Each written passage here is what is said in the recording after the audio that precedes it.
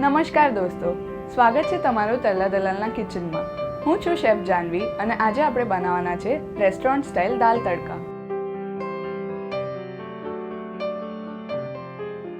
ગુજરાતીઓના ઘરમાં તુવર દાળ તો બનતી જ હોય છે, પણ આજે હું એની ભેગા ચણા દાળ મિક્સ કરીને એક ડબલ તડકો આપીને પંજાબી સ્ટાઇલ દાળ બનાવવાની છું. તો ચલો શરૂઆત કરીએ આ બનાવવાની.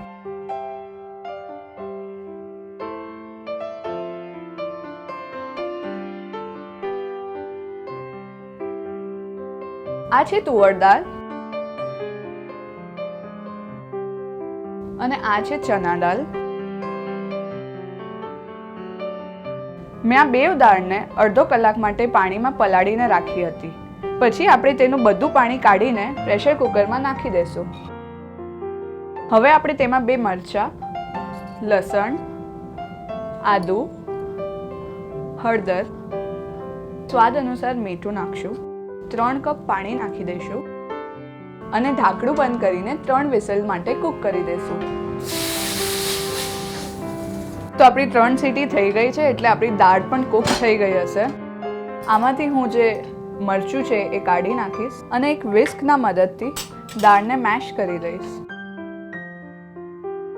તો આપણી દાળ મેશ થઈ ગઈ છે, તેને આપણે બાજુ પર મૂકી દઈશું અને પછી એક ડીપ પેનને લઈને આપણે આપણી દાળને વઘારી લઈશું. સૌપ્રથમ આપણે આ પેનમાં તેલ નાખી દઈશું. તેલ ગરમ થાય એટલે આપણે તેમાં કાંદા નાખી દઈશું અને 1 થી 2 મિનિટ માટે સાતળી લઈશું. આપણા કાંદા આછા ગુલાબી રંગના થઈ ગયા છે. હવે આપણે તેમાં ટમેટા નાખી દઈશું. ટમેટા નાખીને 2 મિનિટ સાતળી લઈશું. હવે આપણે આ ટમેટામાં દાળ નાખી દઈશું.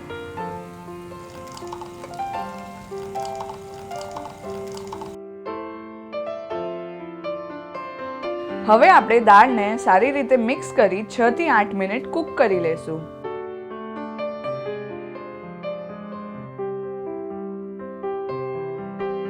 હવે આપણી દાળ રેડી થઈ ગઈ છે. ફ્લેમ સ્વિચ ઓફ કરીને તેને બાજુ પર રાખી દઈશું. ચલો બનાવીએ હવે તડકો. સૌથી પહેલા આપણે આ પેનમાં ઘી નાખી દઈશું. તમે તેલ પણ વાપરી શકો, પણ ઘીથી જે સ્વાદ આવશે એ એકદમ અલગ છે. ઘી ગરમ થાય એટલે આપણે તેમાં રાઈ નાખી દઈશું અને જીરું. જેવા દાણા તતડે આપણે તેમાં કશ્મીરી લાલ મરચું નાખી દઈશું અને કડી પત્તા,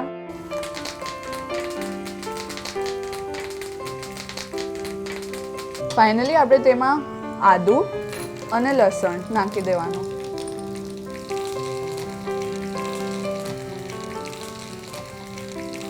ફ્લેમ ઓફ કરીને તેમાં લાલ મરચું પાવડર નાખજો. મિક્સ કરીને આપણે આ તડકો દાળમાં નાખી દઈશું.